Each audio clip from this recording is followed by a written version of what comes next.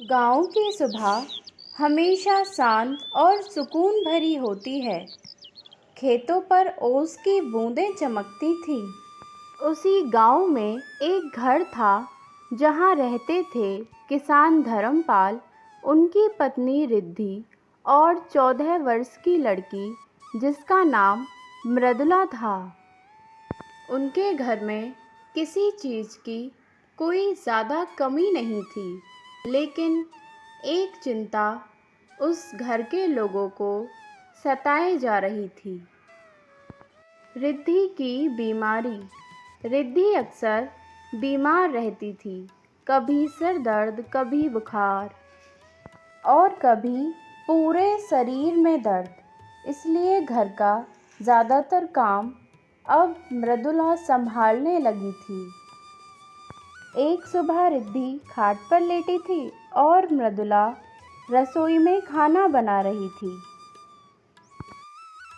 अरे मृदुला बेटा, ज़रा इधर तो आना, मुझे कुछ काम है। आ रही हूँ माँ, बस 2 मिनट, थोड़ा काम और है, कर कर आती हूँ। आप ठीक तो है ना माँ? मैं बस अभी आती हूँ। हाँ बेटा, मैं ठीक हूँ, तू आराम से आना।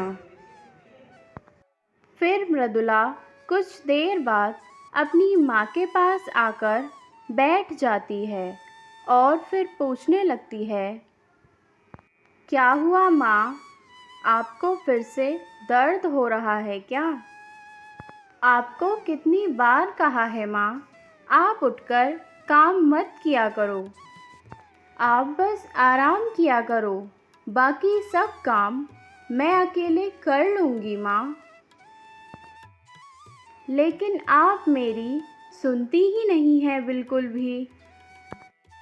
अरे पगली, हर बार दर्द ही नहीं होता, कभी कभी तो तुझसे बात करने का मन होता है। सुबह से देख रही हूँ तू अकेले ही घर का सारा काम कर रही है। रसोई, झाड़ू, पानी, आंगन, मुझे अच्छा नहीं लगता बेटा। तू इतनी सी उम्र में इतना सब काम करती है, मुझे बहुत बुरा लगता है अपनी इस हालत पर। अरे माँ, हर बार आप यही बात कहती हो, अब इसमें इतना सोचना क्या है? जब आप ठीक हो जाएंगी तो हम दोनों मिलकर काम कर लिया करेंगे ना। अभी आप बस आराम करो माँ, और जल्दी से ठीक हो जाओ, मुझे बस यही चाहिए।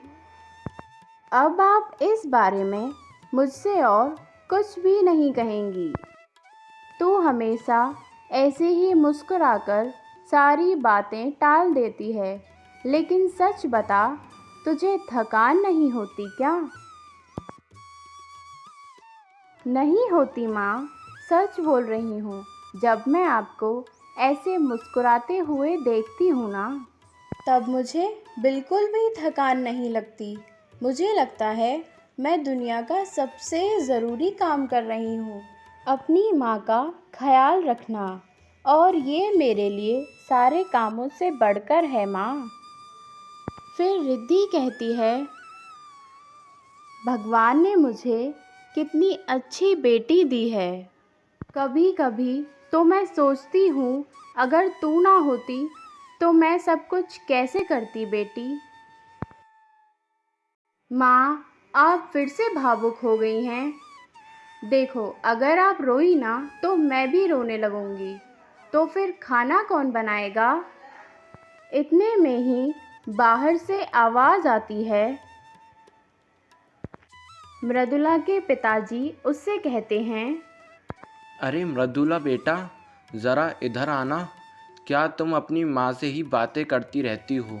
कभी कभार अपने पिताजी से भी बातें कर लिया करो। जल्दी मेरे पास आओ, मैं खेत के लिए जा रहा हूँ। मुझे तुमसे कुछ ज़रूरी बातें करनी हैं। पिताजी आप बैठिए, मैं अभी नाश्ता लाती हूँ। अरे नहीं मृदुला बेटा, मुझे तो अब देरी हो जाएगी। मेरे लिए तुम ऐसा करो, खाना लंच में ही पैक कर दो, मैं जाके जंगल में ही खा लूँगा। और हाँ बेटा, मुझे आने में थोड़ी देर भी हो सकती है, इसलिए तुम अपनी माँ का बहुत ही अच्छे से ख्याल रखना और अपना भी रखना।